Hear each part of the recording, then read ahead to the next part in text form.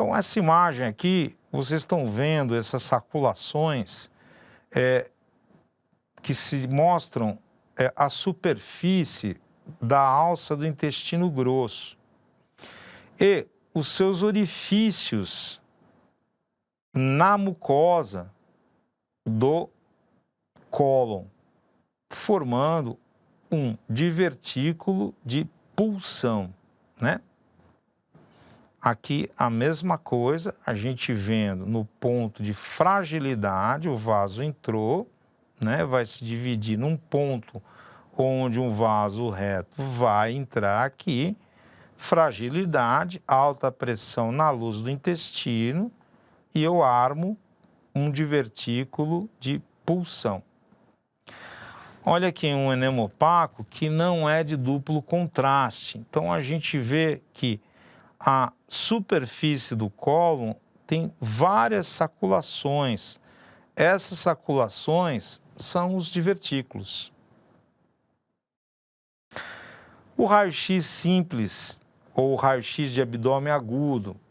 Então, quando o paciente chega para você e fala assim, eu tive uma dor súbita que generalizou para todo o abdômen distende, o paciente se encontra com os índices vitais totalmente alterados, toxemiado, você fazendo a palpação abdominal perceberá que ele tem sinais de peritonite difusa e na percussão o som tipânico vai estar extremamente exacerbado. Então, quando a gente põe a pessoa de pé, como o ar, pela sua densidade, sobe, ele se loca entre o diafragma e o fígado, baço e cólon. É o pneumo peritônio clássico. Então, um exame simples fecha diagnóstico de um abdômen agudo cirúrgico. Tratamento da diverticulose de cólon sintomática, porém sem aquelas complicações de diverticulite aguda, de colite segmentar, economizando os orifícios dos divertículos, né? Perfurações. Então, se a gente comentou que há um problema aonde a fraqueza da parede permite que um pequeno orifício se manifeste e a alta pressão da luz intestinal empurre a mucosa armando um divertículo, partindo desse pressuposto, como que eu posso passar a baixar a pressão da luz intestinal? Então, melhorando o funcionamento intestinal. E como eu melhoro o funcionamento intestinal? Eu dou fibra, faço ingesta de fibra, pelo menos 20 gramas por dia, tá ok? A fibra não digerível, ela absorve o quê? A água, 35 mililitros por grama de peso corpóreo. Essa massa que se distende de maneira uniforme promove estímulo das células intersticiais que comunicam-se ou células de Raman-Cajal, que comunicam-se com o plexo Meissner-Auerbach, colocando no ritmo de contração, promovendo o movimento no sentido do relógio oral anal. A atividade física, como a gente comentou, o deambular estimula o intestino nos seus movimentos peristálticos no sentido oral anal. Criar um ritmo evacuatório, isso é importante. A atividade mioelétrica do tubo digestório, a partir do momento em que nós acordamos, ela se intensifica. E toda vez que eu ingiro um alimento, ao chegar no meu estômago, para manter a relação continente, que é o tubo da boca ao ânus, com o conteúdo, há a liberação de substâncias que estimulam o reto a esvaziar. Esse reflexo ele está mais exacerbado de manhã, quando eu começo a incrementar a atividade mioelétrica do tubo digestório. Então, criar um ritmo evacuatório é orientar o doente no seguinte sentido: depois da primeira refeição, vá ao toalete, não pense em evacuar, distraia-se com alguma leitura cujo conteúdo não traga nenhum desconforto afetivo, então pode ser um gibi, não vai ler Folha, não vai ler, assistir Datena, nem nada disso, que isso trava o intestino, por um período de 5 minutos. Conseguiu evacuar, tudo bem. Não conseguiu, levanta e segue. Evacua na hora que tiver vontade. Mas se eu repito por 21 dias esse procedimento, eu crio um reflexo condicionado pavloviano. E quando eu crio este ritmo, da boca ao ânus, como todo o sistema nervoso entérico se comunica, tudo entra no ritmo. Portanto, diminuindo a pressão da luz do cólon, diminuindo movimentos de contração inefetivos ou inadequados. E posso fazer uso de alguns sintomáticos também. Eu posso lançar mão de procinéticos, eu posso lançar mão de antifiséticos, enfim, dependendo do paciente, como ele reage ao que primeiro afasta o que lesa, que seriam alimentos oleosos gordurosos e de alto teor calórico, aproxima o que trata, que seria a alimentação adequada, e a medicação coroando todo esse procedimento. Tratamento da diverticulite aguda. Então, aí nós estamos na situação em que ocorreu a ruptura micro ou macro do divertículo, que pode estar bloqueada pela própria membrana do meso e a serosa, ou por uma alça de intestino que se aproximou, ou não bloqueada, rompendo para a cavidade abdominal livre. Então, dependendo da intensidade que o paciente chega para você em termos de lesão, eu tenho sempre que aplicar o ACLS. ABCDE, via aérea, airway, B, breathing, respiração, C, circulation, que é a reposição volêmica, D, a localização se há uma lesão neurológica, e exposure, que é tirada da roupa para observar se naquela roupa há algum remédio que pode ter promovido esse quadro clínico ou não. Se eu não estou diante de um paciente tão grave assim, mas grave, eu posso botar ele em jejum, né? Com alimentação endovenosa, que pode ser prolongada, nutrição parenteral prolongada, nos casos mais graves, ou uma hidratação. Lanço mão de antibióticos, né? Aqui é importante a gente tratar com antibióticos. Então, os esquemas de eleição são quinolona associada a imidazólico. Então, cipro com metronidazol, levo com metronidazol, sulfametoxazol trimetropin com metronidazol, moxifloxacino ou beta-lactâmicos associados ao metronidazol. Então, tudo vai depender da gravidade do doente. Se é uma diverticulite aguda leve, eu posso dar antibióticos via oral. Se é uma diverticulite aguda com complicações mais intensas, eu tenho que fazer o uso endovenoso para não ter o efeito de primeira passagem pelo fígado e diminuição da potência da medicação. E posso também usar sintomáticos, principalmente a analgesia não opioide.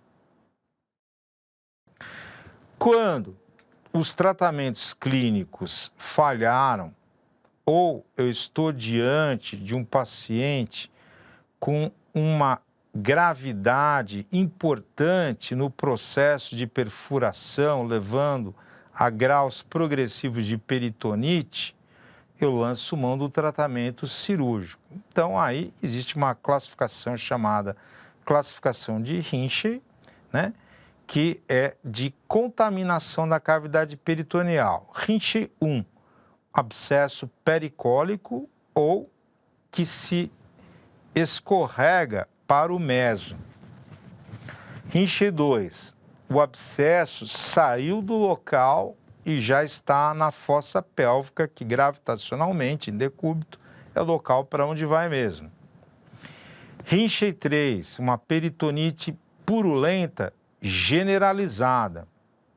E Rinchey 4 é a peritonite estercoral generalizada, quer dizer, o cocô caiu em toda a cavidade abdominal, está sendo absorvido por uma membrana altamente seletiva, que é a membrana peritoneal, promovendo uma sepsis nesse paciente. Então, eu vou ter que agir rápido. Os casos onde os abscessos são pequenos, a gente pode usar apenas antibiótico terapia sem a necessidade de fazer uma punção guiada com a colocação de um pigtail, um catéter, para drenar aquele pus. Se são abscessos maiores, demanda eu fazer uma punção guiada para drenar aquela coleção. Abscesso diagnosticado, abscesso tratado. Porém, se eu estou em quadros mais avançados de peritonite, eu vou ter que, por modo laparoscópico ou laparotômico, eu vou ter que fazer a higienização dessa cavidade abdominal e a retirada desse foco de liberação de fezes para a cavidade abdominal, né? Então, assim, aqui é bastante discutido, existem milhões de trabalhos, existem milhões de trials, tentando resolver apenas com lavagem laparoscópica e drenagem da cavidade abdominal, né? Ou isso mais uma diversão do fluxo de fezes por uma ileostomia de proteção, né? Mas, em geral, não funciona bem. Então, a gente parte para a ressecção, que dependendo do grau de contaminação desse paciente, da idade, de outros fatores próprios dele, podem me permitir ressecar, fazendo uma exteriorização da boca proximal, sepultando a distal, ou, em casos muito selecionados, realizar a anastomose primária com uma ileostomia de proteção. Vai depender do que está presente na cavidade do paciente e do estado geral do paciente.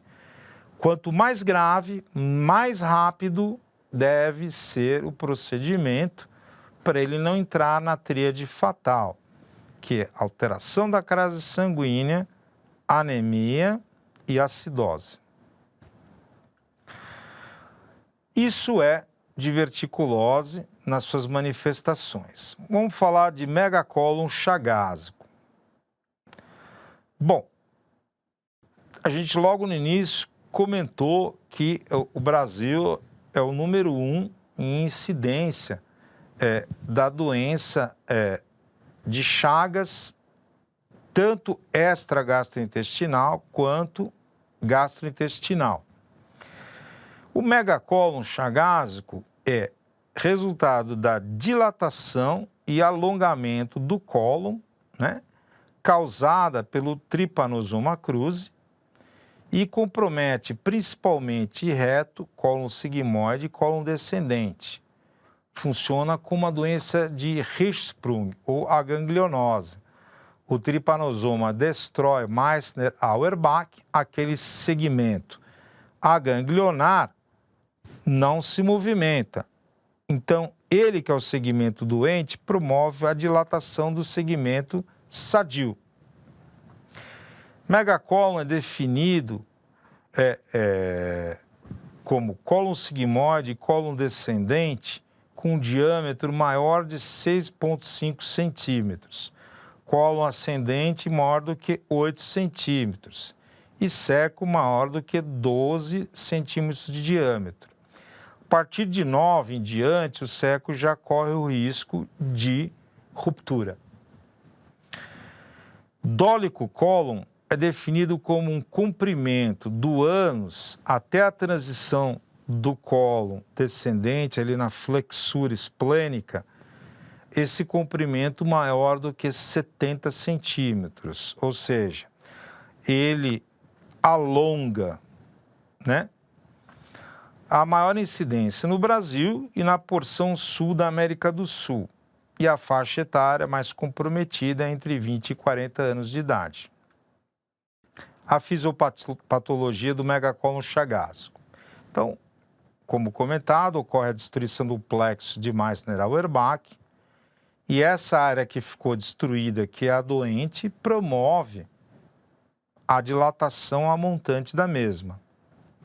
Há também a destruição das células intersticiais de Cajal, a lesão tecidual imunomediada, é uma reatividade cruzada entre os antígenos do tripanosoma e proteínas da superfície dos neurônios do sistema nervoso entérico, das células intersticiais, alterando a motilidade. Motilidade colônica basal anormal, e isto também leva a um relaxamento do esfíncter anal prejudicado.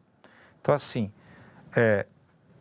aquele tubo não relaxa, portanto, dilata quem está proximal a ele.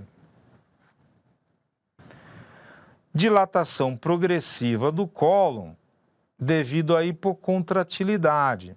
É mais ou menos como as varizes, né? Eu tenho uma veia.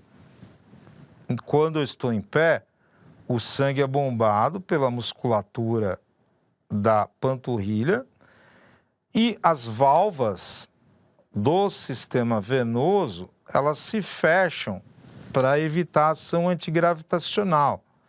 Porém, se são válvulas doentes, elas permitem o retorno do sangue que está ajusante, que vai encontrar com aquele que está montante. Isso promove uma relação conteúdo-continente alterada, dilata-se num primeiro instante a veia, que é como ela consegue acomodar, e num segundo instante, para ela conseguir acomodar, ela fica sinuosa. Então a gente altera a relação conteúdo-continente, é a mesma coisa no megacólon ou no dólico cólon.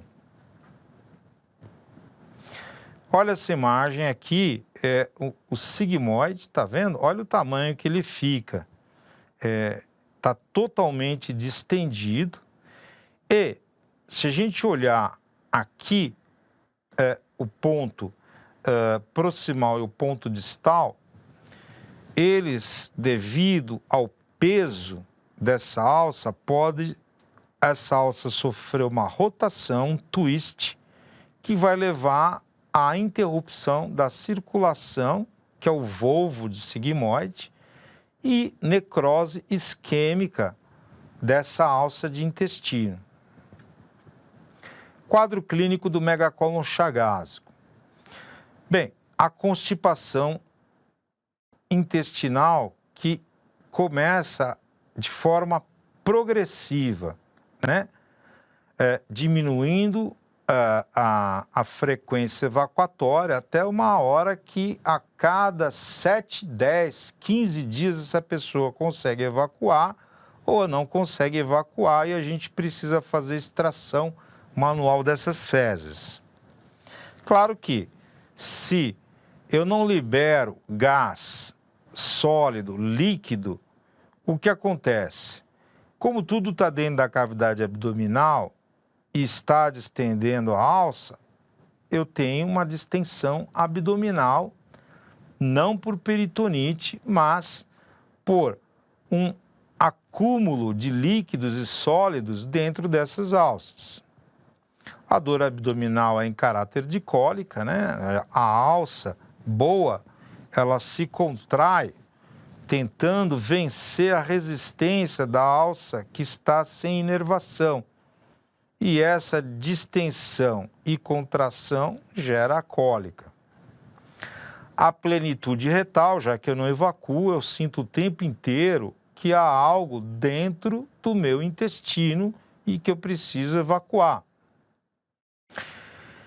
Há possibilidade de diarreia? Sim. Às vezes a massa fecal permite que líquidos livres passem ao redor dessa massa, fazendo uma diarreia por transbordamento. Pode ocorrer nos casos onde há uma grande quantidade de fezes, uma suboclusão intestinal, ou mesmo, nos casos de volvo, uma oclusão intestinal. O volvo de sigmoide levando à isquemia, que em 6 horas da mucosa acerosa, o processo se consolidou irreversível, né? Que o volvo, se você diagnostica logo no início e tenta, através de uma retossigmoidoscopia flexível ou de uma sonda retal locada com muito carinho, descomprimir essa imagem aqui, esse ar descomprimindo, o twist se desfaz. Diagnóstico do megacólon chagásico. Bem, eu posso começar indo lá atrás. Se a pessoa nasceu numa área endêmica de doença de Chagas, né? Então, se ela nasceu numa área endêmica de doença de Chagas e tem uma história de alteração do ritmo evacuatório progressiva, essa nexo epidemiológico me leva a pensar na doença de Chagas comprometendo o tubo digestório. Há doença de Chagas comprometendo o aparelho cardiocirculatório e o tubo digestório. E não é só o cólon, pode comprometer esôfago, estômago, duodeno, né? Mas como não é o teor da aula, não foi acrescentado aqui. Então, a conversa com o doente, né? De aonde ele nasceu, de onde ele vem, como está o início dos sintomas, alteração do hábito intestinal, né? No exame físico, percepção de distensão abdominal, percepção de uma alça de sigmoide plena de fezes, né? Tudo isto vai me levar a, acumulando certos exames de laboratório e de imagem, fechar o diagnóstico. Eu posso pesquisar anticorpos da classe IgG para Trypanosoma cruzi, né? IgM, infecção aguda, IgG é a cicatriz sorológica. Eu posso usar a metodologia do ELISA ou a metodologia da imunofluorescência. Eu posso solicitar um hemograma, que dependendo do grau de comprometimento, se há volvo ou não, pode mostrar uma leucocitose intensa com desvio à esquerda, pode mostrar para mim alteração na ureia, porque eu vou estar sequestrando líquido num terceiro espaço, diminuição do volume circulante, insuficiência renal, pré-renal. Os eletrólitos que me vão fazer um diagnóstico diferencial de uma colopatia relacionada a uma disfunção elétrica. Hormônios tireoidianos, que vão me lembrar de uma colopatia relacionada a um hipotireoidismo. As enzimas hepáticas, toda vez que uma alça de intestino ela é distendida, vai ocorrer uma transmigração bacteriana que pode me levar a uma hepatite transinfecciosa alterando as enzimas que representam lesão celular do hepatócito. Proteínas totais e frações. Então, se a minha albumina caiu, porque eu acabo tendo perda de proteína e se as imunoglobulinas subiram. Proteína C reativa, indicando um processo inflamatório de etiologia infecciosa ou não. Os casos mais graves, que são os casos onde ocorre realmente o volvo com isquemia e necrose, então eu vou estar com o paciente entrando em sepsis. Então, ele estará extremamente mal distribuído, a irrigação dos tecidos será baixa, o metabolismo passa a ser anaeróbico, eu começo a ter acúmulo de ácido lático e um desvio do pH abaixo de 7,35. O eletrocardiograma, há um padrão típico de doença de Chagas na forma cardiovascular, que não necessariamente precisa estar presente na forma gastrointestinal, mas um eletro pode ajudar. Um raio-x de tórax, para me mostrar se há uma cardiomegalia, né? Eu vejo que a área cardíaca está muito aumentada, mas, mais uma vez, não há necessidade de ter a doença na manifestação cardiovascular e gastrointestinal. Mas, se houver uma suspeita de um volvo com perfuração, eu vou ter aquele raio-x do pneumoperitônio. O ecocardiograma, para avaliar a função cardíaca, tentando entender se a doença cardiovascular pela doença de Chagas associada. O raio-x de abdômen agudo, como a gente viu, que pode mostrar nos casos de volvo, a imagem típica do volvo, que a gente chama de uma imagem fechada em bico de pássaro, uma grande distensão da alça, com a perfuração, o pneumo peritônio e muitos outros detalhes. Quando fora do quadro grave, né, para investigação, eu posso lançar a mão do enema opaco de duplo contraste, o enema opaco simples. Então, eu vou ver uma imagem que nós vamos ver lá para frente, de um intestino extremamente dilatado e tortuoso e alongado. Então, é o dólico megacolon. Se fosse no esôfago, eu poderia ter o dólico megaesôfago. A tomografia de abdômen, que pode ser utilizada também fora dos quadros graves, assim como a ressonância e nos quadros graves.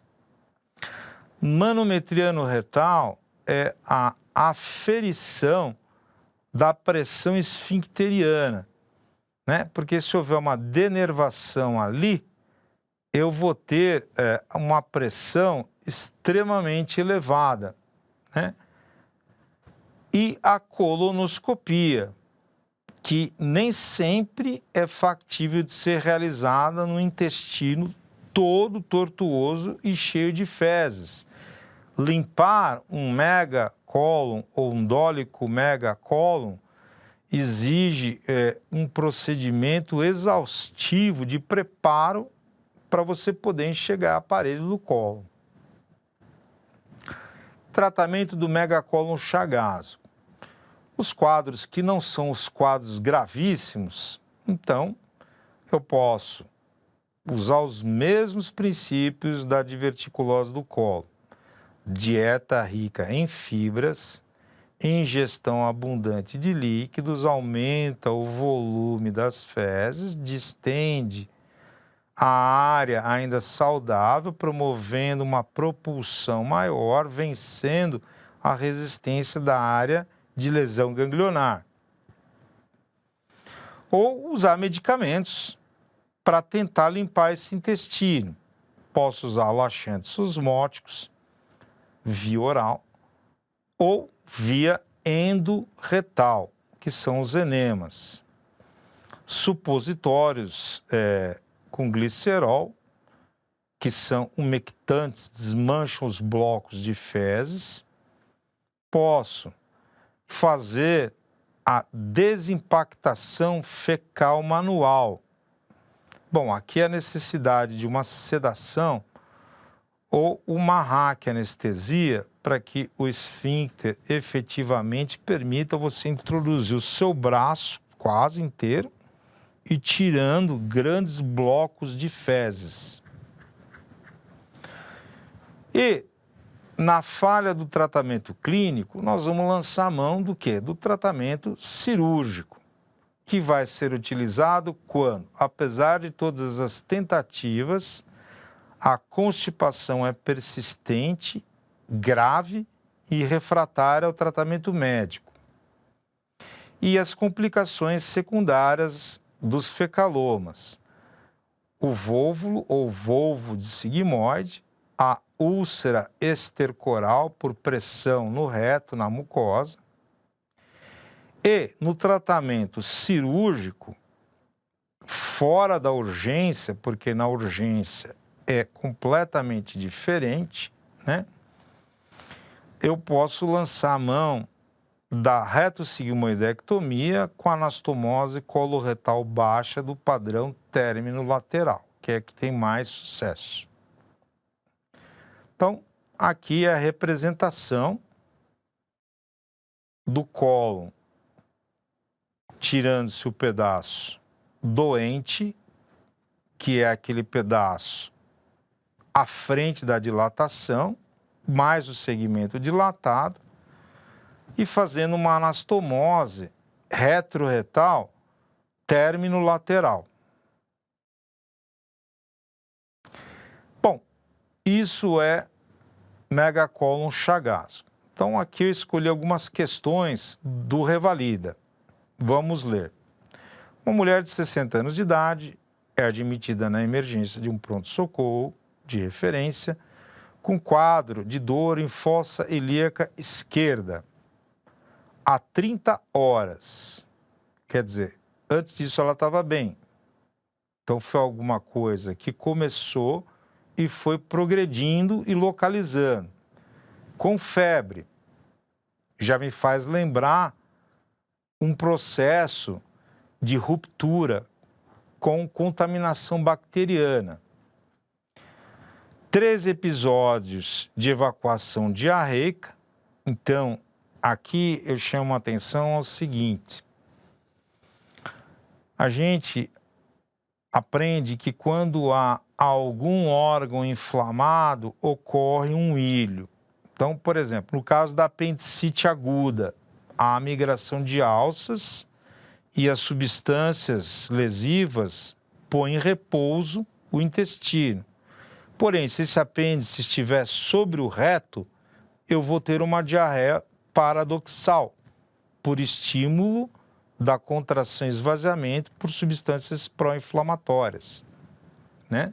Então, ela está tendo evacuação diarreica. Então, de repente, esse processo pode estar caindo sobre o reto. Náuseas e 2 episódios de vômitos ocorridos às 6 horas. O exame físico foi palpada massa de limites imprecisos na fossa ilíaca esquerda, no quadrante inferior esquerdo do abdômen, que é onde está o cólon sigmoide. O diagnóstico sugerido pela tomografia de abdômen pélvica foi de diverticulite aguda. Qual a conduta inicial para esta paciente? Bom, se a diverticulite é aguda, houve uma perfuração bloqueada ou não. Dependendo se a perfuração é bloqueada ou não, do nível de toxemia desse paciente, eu tenho caminhos completamente diferentes. No caso aqui, a paciente não tem toxemia, não tem sinais de peritonite, né?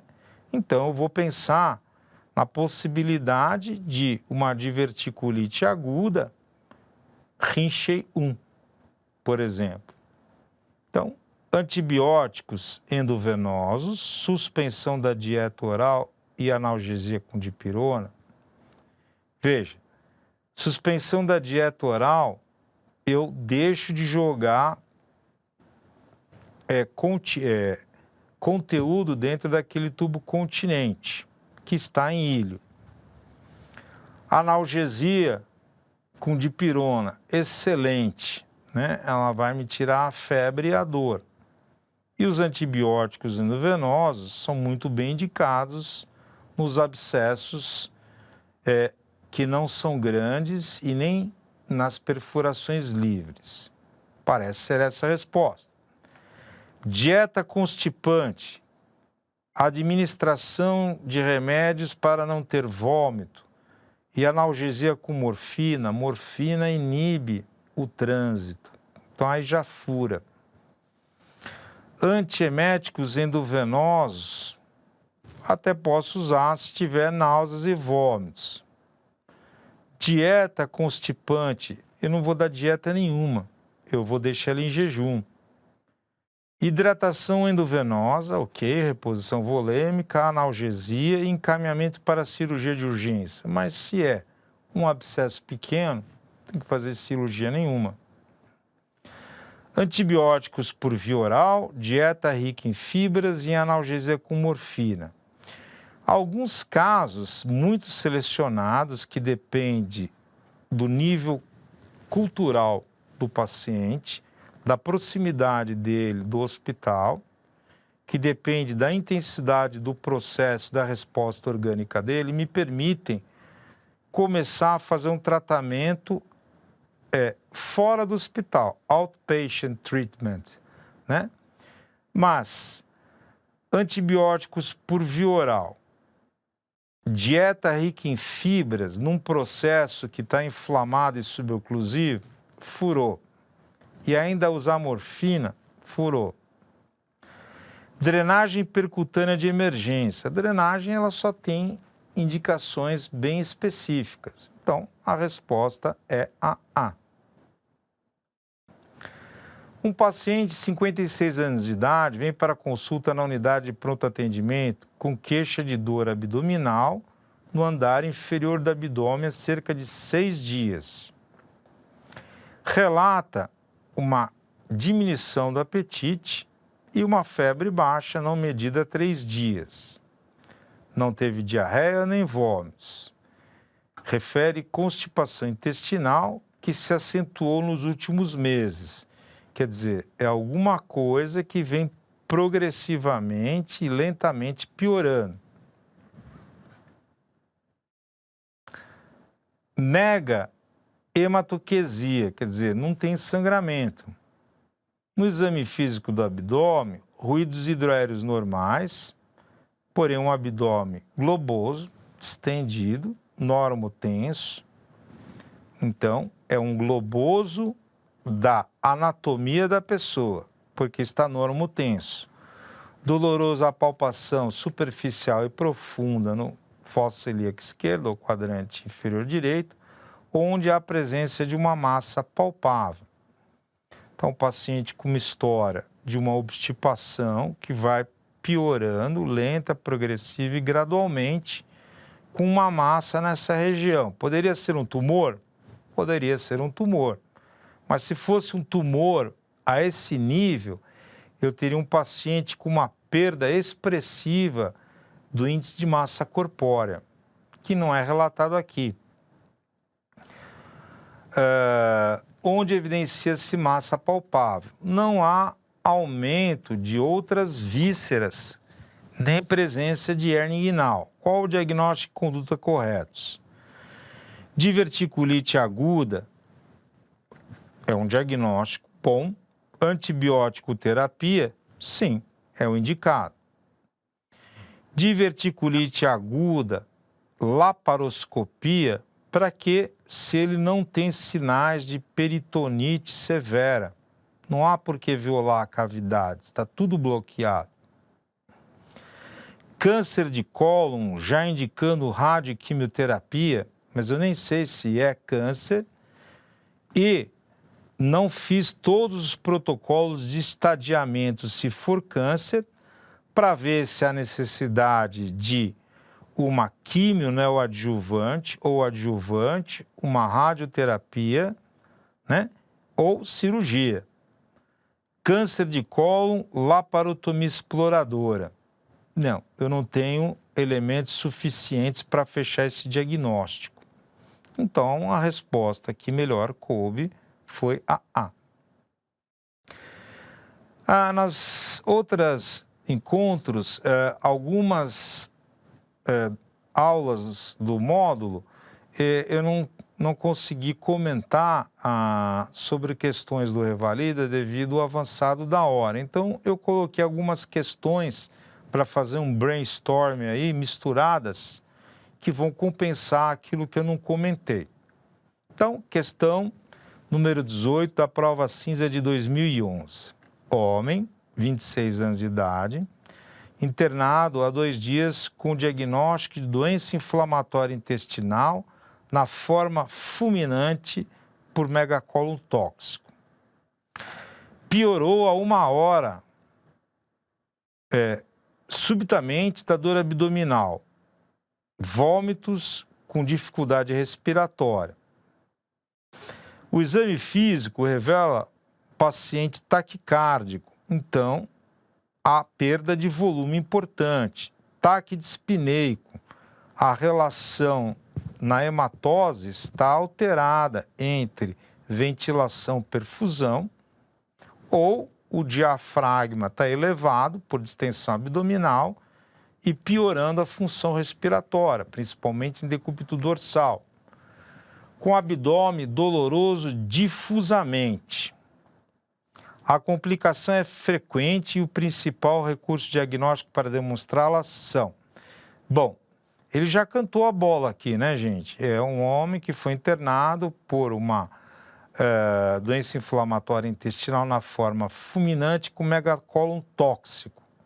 Qual é essa doença? Colite ulcerativa. Megacólon tóxico é quando a agressão é tão grande que o cólon entra em ilho e começa a distender. Essa distensão eleva o diafragma, dificultando a respiração, e o processo inflamatório aumenta a permeabilidade ou a transmigração bacteriana, levando a sepsis. E na última hora, ele piorou importantemente, né? Nós temos aqui sinais de uma peritonite difusa, né? Com comprometimento cardiocirculatório, que pode ser em função de um choque séptico ou pode ser por uma perda volêmica importante. Então, perfuração intestinal cabe muito bem. Se for perfuração intestinal, radiografia de tórax e de abdômen em decúbito dorsal e em ortostatismo, de pé. É aquela imagem que a gente viu do pneumo peritônio. Pneumatose intestinal é uma doença mais de criança, gente. Pode ocorrer no adulto também. E realização de enema opaco num paciente que está em pré-óbito? Não. Abscesso periretal, tomografia computadorizada de abdômen? Não. Retocolite ulcerativa inespecífica, colite ulcerativa, colite ulcerosa, megacólon tóxico, não dá isso. Vôvulo de sigmoide, colonoscopia. Veja, até pode acontecer se a pessoa tem um dólico sigmoide de mecanismos diferentes da doença de Chagas, pode ter um vôvulo que pode levar a uma necrose isquêmica e a tentativa de uma colonoscopia descompressiva caberia num quadro clínico não como este, de gravidade fulminante. Hematoma intraluminal, colonoscopia também não cabe, então é AA. 2011, questão 32, prova cinza. 35 indivíduos adolescentes e adultos alimentam-se em um restaurante com buffet de comida por quilo. 4 horas depois, 7 do grupo têm diarreia com várias evacuações aquosas. Então, entra na classificação das diarreias não inflamatórias, sem febre, acompanhadas de cólicas abdominais e vômitos.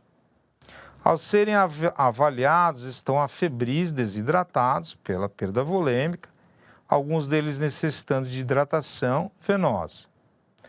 2 dias depois, outros 3 membros do grupo, que também haviam comido no mesmo buffet, apresentam um quadro de diarreia, eliminação de fezes com muco, pus e sangue. Opa, aqui então já é a diarreia inflamatória, né? Houve invasão dos tecidos, acompanhado de febre e mal-estar.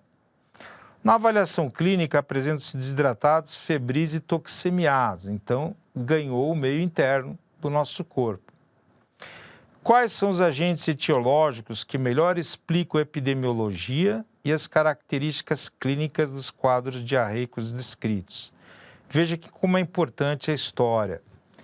Ele, depois de ter comido num local onde o alimento fica lá, sem uma refrigeração adequada, permitindo que micro-organismos que estão presentes ali criem toxinas já direto no alimento, ou quando esse alimento ingerido com esses micro-organismos, eles passam a desenvolver as toxinas dentro de você, ou esses micro-organismos podem ter um comportamento invasivo dentro do tubo digestório. Então, Staphylococcus aureus. Staphylococcus aureus é o grupozão, aquele grupo grande que teve 4 horas após a diarreia. E Salmonella enteritidis. A Salmonella, ela tem um padrão de invasão. Cai bem essa resposta. Staphylococcus aureus caberia bem, mas Escherichia coli enterotoxigênica é a toxina, não teria que ter diarreia inflamatória. Staphylococcus aureus e Bacillus cereus, Staphylococcus aureus até caberia, mas Bacillus cereus também não dá uma diarreia inflamatória. Salmonella enteritidis e Yersinia enterocolítica, não, Salmonella não daria esse quadro de diarreia não inflamatória que o primeiro grupo teve. Shigella flexneri e Escherichia coli enteropatogênica, não. A Shigella, ela daria um quadro de diarreia inflamatória. Então, a resposta é a A. Questão da prova de 2011, 70, prova cinza. Homem com 45 anos de idade, dor epigástrica diária, ocorrendo no período pós-prandial e à noite. Opa! Pós-prandial, dor epigástrica, lembra processos ulcerosos de estômago. Lembra? O alimento entra, distende o estômago, aumenta a produção de ácido e a ulceração ou a lesão é agredida. E à noite, porque a gente está em jejum, sobra ácido para queimar. Perda ponderal de 4 quilos, que ele não comentou em quanto tempo foi, nem disse qual é a massa corpórea desse paciente. Começou o uso de inibidor de bomba de prótons, com alguma melhora. Informa que não bebe, não usa anti-inflamatórios não hormonais. Ainda na vigência da medicação, foi feita uma endoscopia digestiva alta. Aqui a gente tem que lembrar que quando eu uso inibidor de bomba de prótons e, portanto, eu baixo a produção de ácido e elevo, quero dizer assim, transformo mais alcalino o meio gástrico, o que acontece? Isso dificulta a vida de quem? Helicobacter pylori. e pode levar a falsos resultados na pesquisa. Por isso, a gente suspende essa medicação cerca de 7 dias antes do exame.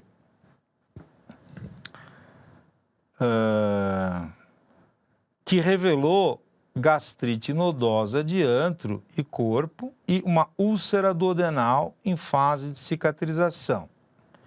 Biópsias da mucosa gástrica foram realizadas durante o procedimento e submetidas ao teste rápido da urease em fase líquida, cujo resultado foi negativo. Lembre, Helicobacter pylori, ele trabalha a ureia em amônia, que vai dar a viragem na coloração do teste da biópsia gástrica.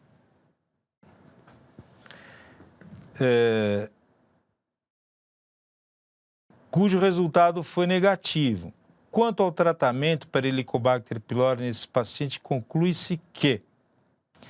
Pessoal, lembra que a gente comentou que a úlcera duodenal, diferente da úlcera gástrica, ela não é biopsiada. E a úlcera duodenal, à luz dos conhecimentos atuais, ela está ligada ao quê? O Helicobacter pylori leva à mudança da mucosa do duodeno para uma mucosa gástrica, que por sua vez produz muito ácido que não é quelado pelo bicarbonato do pâncreas, nem das células duodenais. Isso leva à ulceração. Mas eu não pratico pesquisa de Helicobacter pylori em duodeno. Porém, há uma história bem compatível com.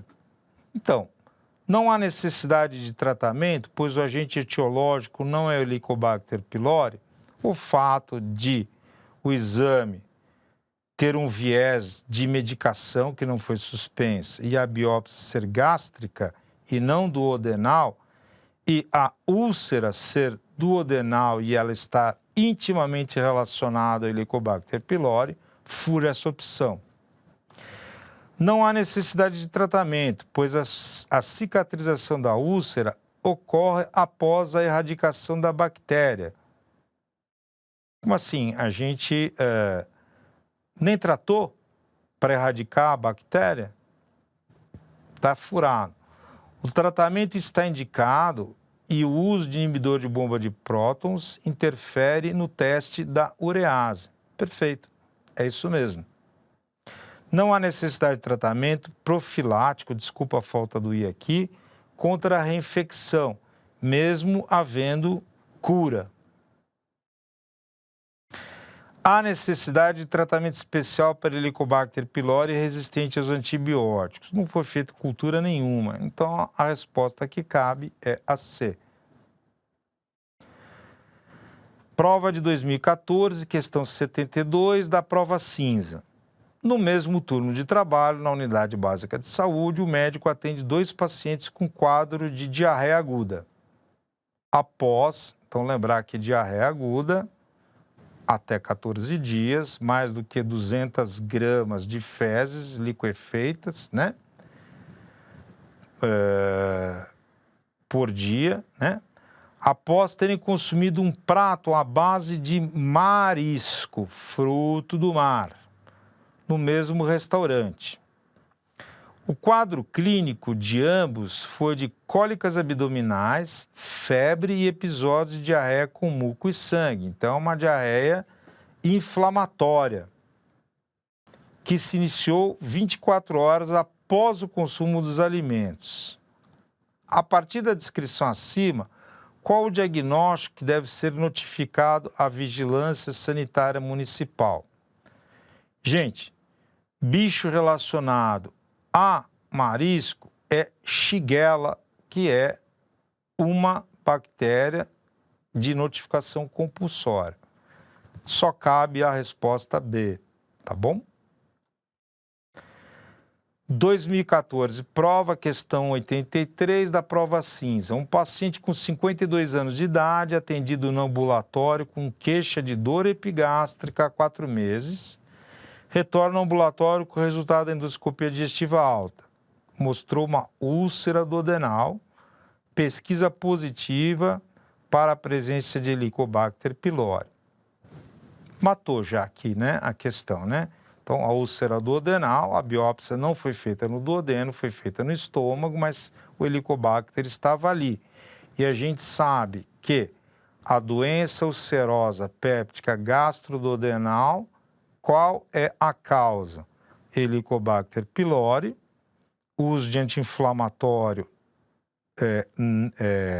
não hormonal e aspirina em baixas doses. Então, ele já matou aqui o diagnóstico. Ele só está perguntando o que mais eu vou usar além de um medicamento que zera a produção praticamente de ácido, que por sua vez vai implicar em uma diminuição da acidez gástrica e um pH que se eleva, prejudicando o crescimento do Helicobacter pylori. Tratamento é um tratamento bem definido, inibidor de bomba de prótons, mais antibiótico, além de afastar o que me lesa e aproximar o que me trata. Então, a amoxicilina, na dose de 500 mg de 8 em 8 horas por 7 dias, não, furado, porque a gente tem que usar 2 antibióticos para ter sinergismo. Claritromicina de 512 em 12 horas por 10 dias, furado, porque é o uso de 2 antibióticos.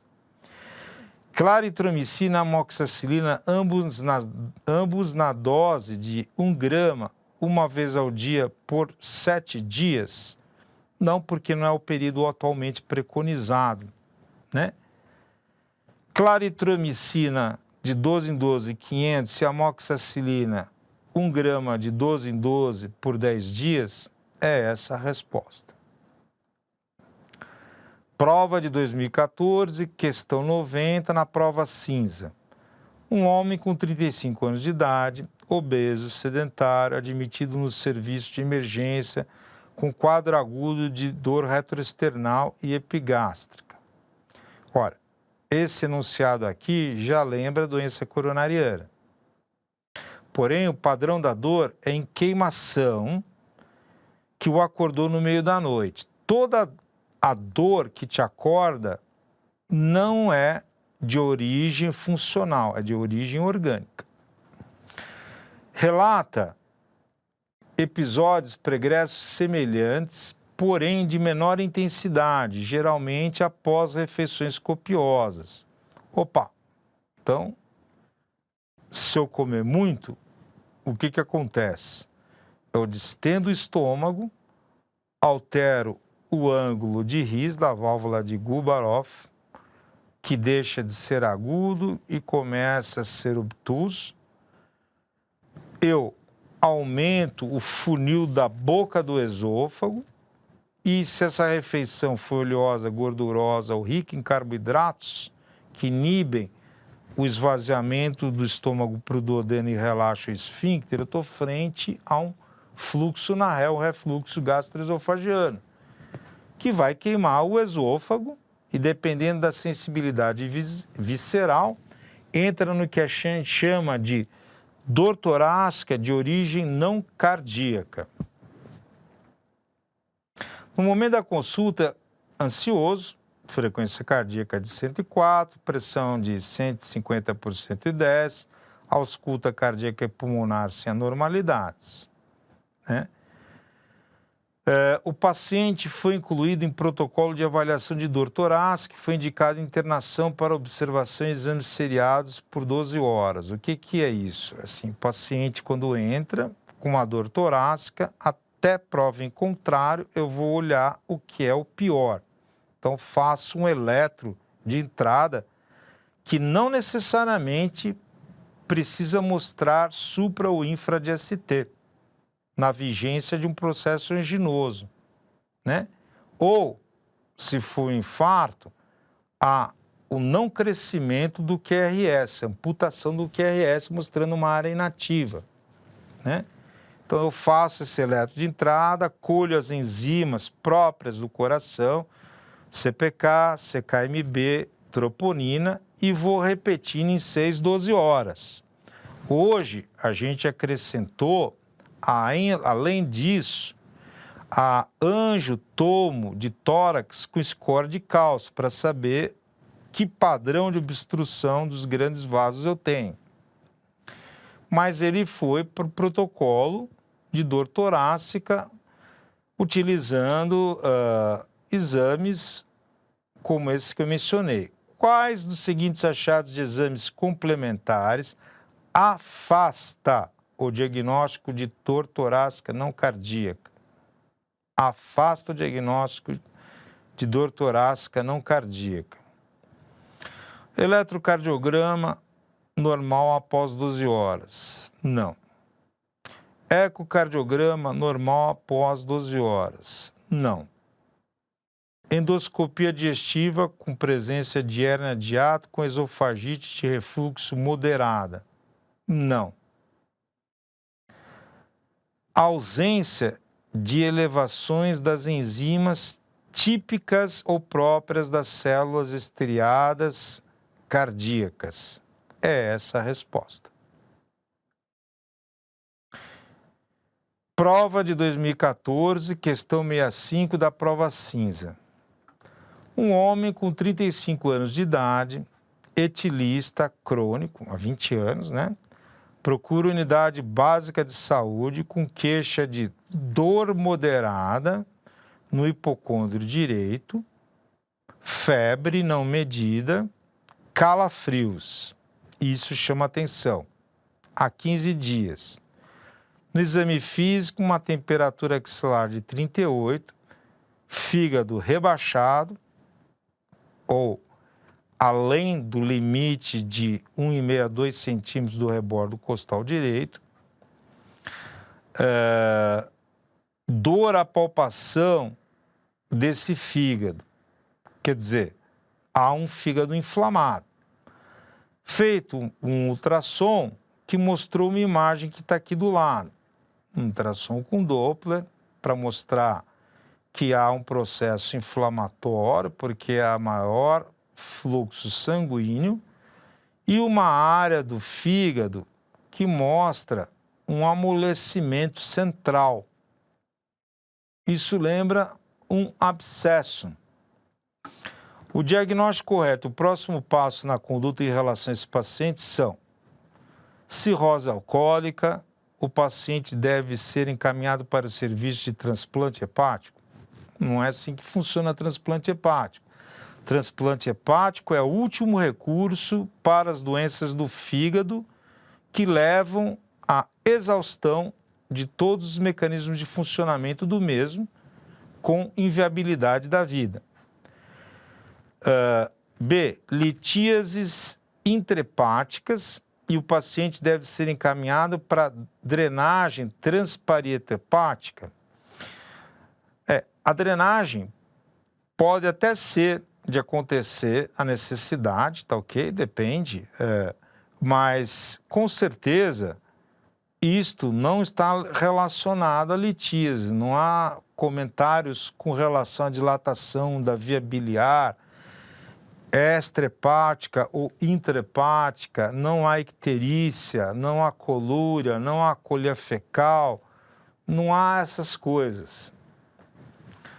Hepatite alcoólica, o paciente deve ser encaminhado para desintoxicação e tratamento psiquiátrico?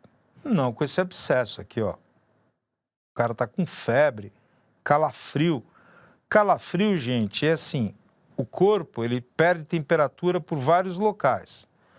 Um é a sudorese. As glândulas sudoríparas criam o suor e aí o que acontece? O calor é roubado do meu corpo evaporando essa gota de suor por corrente de convecção. O segundo mecanismo é eu disparar contrações que são chamadas de mioclonias, que liberam uma grande quantidade de energia térmica pelo músculo. Então, isso é o calafrio. Abscesso hepático. O paciente deve ser encaminhado para a drenagem do abscesso o mais rapidamente possível. Sim. Por quê? nessa montante aqui, se eu não tirar esse pus, eu não tiro o foco da doença. E abscesso diagnosticado é igual a abscesso tratado.